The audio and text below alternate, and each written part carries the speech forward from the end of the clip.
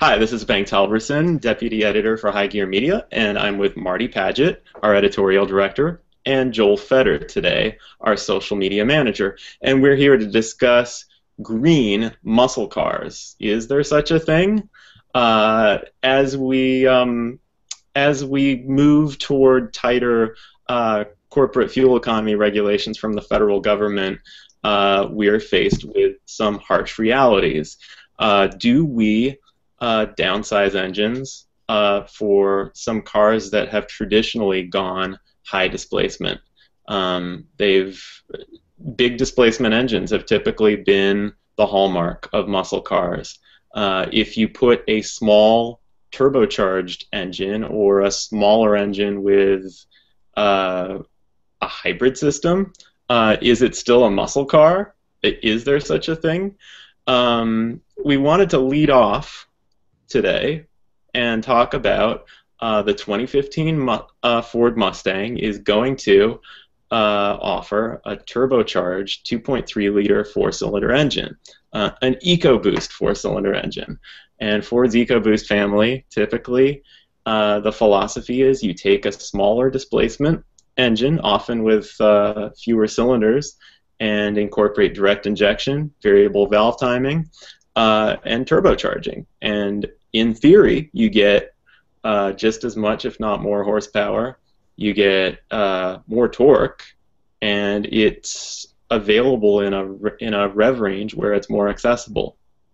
Will the muscle car crowd buy it, though? That's what I'm eager to see. What kind of reception will this car get when it hits the market? What is it? Very late this year, maybe very early 2015. It's later this year, and I guess the other question specifically for GCR readers is, are these cars actually going to deliver the fuel economy that they promise? I mean, Mustang has gotten better over time, but if you put this Turbo 4 in, maybe the EPA ratings go all the way up to 28 highway. The EcoBoost engines haven't been that good about delivering those numbers in the real world. So I think that's one of all of our big concerns here. I don't think the performance to me is going to be even better than the base six-cylinder. And if you remember as far back to the Mustang SVO from the 80s, it could be a really nice throwback to an era where most of us may think of Mustang throwback 60s, but the 80s, the Fox body Mustangs have a cult following, and that was one of the key cars that was part of that. So I'm not so much worried about the muscle car part of the equation as I am about the gas mileage part of the equation. Well, yeah, it's definitely worth saying that this is, this isn't the first time that this has been done. We went through this all, well, a couple of us here went through this all in the 80s before, and I was there. Just yeah, and I'm old enough to remember that the 2.3 liter Mustangs, turbocharged or not, were certainly not well received by the diehard Mustang crowd. There was a special sort of enthusiast who would go for the SVO Mustangs and the Mercurs and the other models with that turbocharged engine, the Thunderbird. But the rest of them, the traditional enthusiasts, went for the V8, and so that you have to wonder, has a generational change happened? I think it has to some degree. Well, I think people are a lot. I'm sorry. Go ahead, Joel. Well, I think 2 points. One, I think, Marty, you're underestimating the EPA ratings because the current V6, I think, gets something like 30 EPA rating on the highway. So when they're adding this Turbo 4, they're going to have grille shutters. It'll be the lightest of the Mustangs. I would have to think that they're going to tune the gearing for the highway, specifically at the top end range. I would think they're going to beat the 30, 31 mile per gallon of the current V6 easily on the highway in the EPA ratings. But the other note is, we've all driven EcoBoost engines, whether it's the ST Focus Fiesta and they're a hoot, or even just the Escape. And the Escape, it's got better on paper EPA ratings than the Escape Hybrid of the last generation. We've all driven in the real world. And I will bet you $1 million you're not going to get in real world driving, unless you're like hypermiling the crap out of it to the unsafe point, you're not going to get the EPA ratings. So on paper, it doesn't really matter in the real world because consumers buy it and they're not going to see that. I agree with you. It is going to be one of those other cases where, Ford has taken some hits for J.D. Power and from consumers who buy these cars and like, well, why doesn't my car get 31 miles per gallon? Well, A, that was the highway rating for one, and B, the turbocharged engines that they're using, they're really tuning to hit the cycle and let the real world chips fall where they may. I don't think anybody's going to be disappointed with the performance. I mean, you just called out all these cars that have these fantastic engines, and sure, maybe it'll feel and sound a little bit different in that specific application, but just a quick run through the specs. What, 305 horsepower, 300 pound-feet of torque we're expecting from the EcoBoost, and yeah, we're expecting. Oh, I'm sorry. I actually brought a sheet out that Ford gave to us last week or rather Lincoln gave to us last week as part of the MKC preview, mm-hmm. And it's 285 horsepower, 305 pound-feet of torque, and a bunch of significant upgrades. I mean, the most significant upgrade in this engine is going twin scroll. It's the first of I think it's the first of all of the EcoBoost engines to go twin scroll, and that should make a real difference. It also has forged steel crank, and what else? They've gone with sort of a different philosophy for the intake and exhaust manifolds. So if you don't mind me going on here, my thoughts after getting an initial drive of the 2.3 liter EcoBoost in the MKC last week was that it is far sharper in throttle response than the 2 liter. The 2 liter, after I went from the 2.3 back to the 2 liter, the throttle response felt more muddled, and all of the effects of the twin scroll turbocharger were readily obvious. So I think it's going to be a really snappy powertrain in the Mustang. The torque is going to be immediate.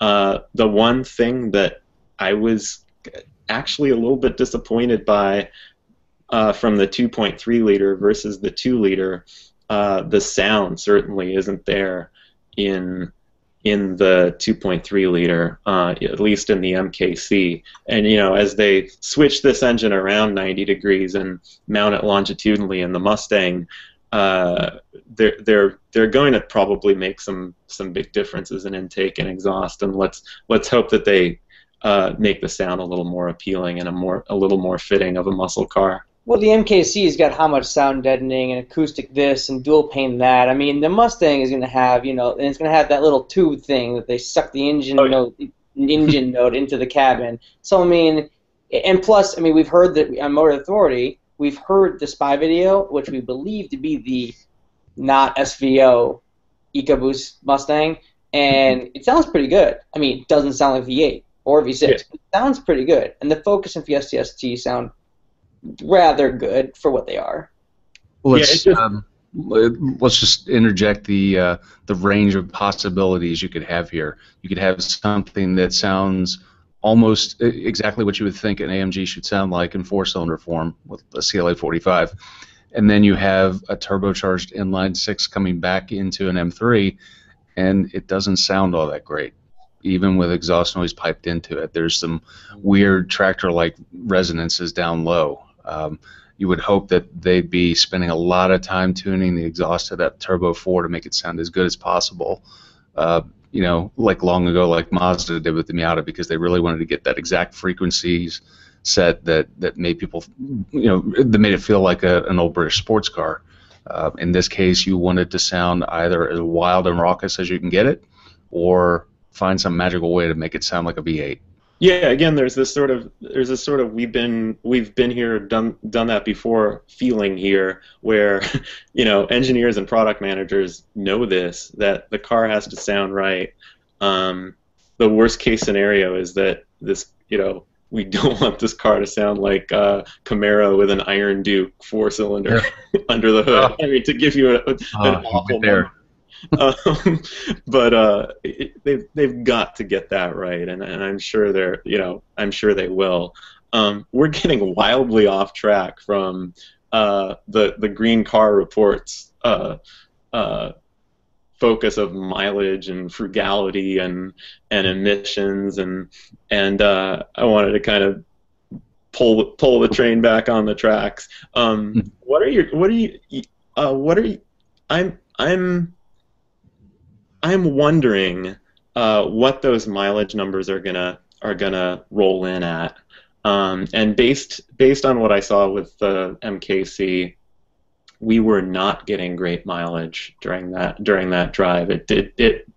We were driving it quickly. We did go up in altitude and back down. We ended up at the same altitude where we started pretty much though, and we were just getting mid to slightly upper teens. And the question is, the Mustang's going to be a little bit lighter. Will those mileage figures for most people for daily driving even be well into the 20s? What do you think, guys? Daily driving, that's the big question. I just looked it up. The EPA ratings for V6 for last year are 1929. So I think you have to get it over 30 for it to make sense, because they're going to be charging a premium for this engine. Some of the other things we reported on Green Car Reports is that that Ford is trying really to push a lot of buyers into the EcoBoost engines. Not only does it help their CAFE rating, but I still think that there's some kind of a performance clause in the federal loan program that helped them convert a bunch of engine production to EcoBoost engines away from less greener alternatives. So there are probably two factors there that are really going to encourage them to get people out of the six cylinders. Maybe the six cylinder becomes almost entirely the fleet model, but that's neither here nor there. The important thing is that they need to do a better job on getting people real-world gas mileage that's closer to what they're putting on the EPA, because it's perceived as a quality issue. And you're going to have a hard enough time convincing people who read Green Car Reports to go out and buy a Mustang in the first place. I think you'd have an easier time convincing these guys and women to go out and buy a 918 or a Tesla Model S at 10 times the price than you would a Mustang 4-cylinder. Joel? I agree. I think that EPA ratings will be impressive or there. I don't think the real-world ratings will match up, at least if history repeats itself with pretty much every other Ford product with EcoBoost currently. More importantly, though, we have people that are buying the EcoBoost vehicles right now, Escape, especially C-Max, and they're not getting EPA ratings, and they're angry about it. I mean, we get emails about it. And so the question then becomes, does a Ford Mustang EcoBoost buyer care? Or is that not going to be the right demo to even care? Because you know what? They're getting the EPA ratings. They're pushing people to get that so their fleet fuel economy goes higher. I get that. But does an EcoBoost Mustang buyer, are they buying it because it's got the power of the V6, but it's lighter weight and they can tune the crap out of it? Or are they buying it because they want fuel economy on their commute to work? What's the reality here? Mm-hmm. That's a good question. I don't know how they pitch it, because it's been 30 years since they offered a turbo 4-cylinder, so you can't really just say, oh, let's just put it out there as an SVO and that'll work. It won't. God, I wish they would do that. Yeah, well, I mean, I do, but and I'm pretty much in their demographics for their higher performance Mustang models, but people who want an economical commuter car that happens to look great, what do they want? They want that bottom line. If they're not seeing 25 miles per gallon and higher, it's probably going to be something that deeply offends them.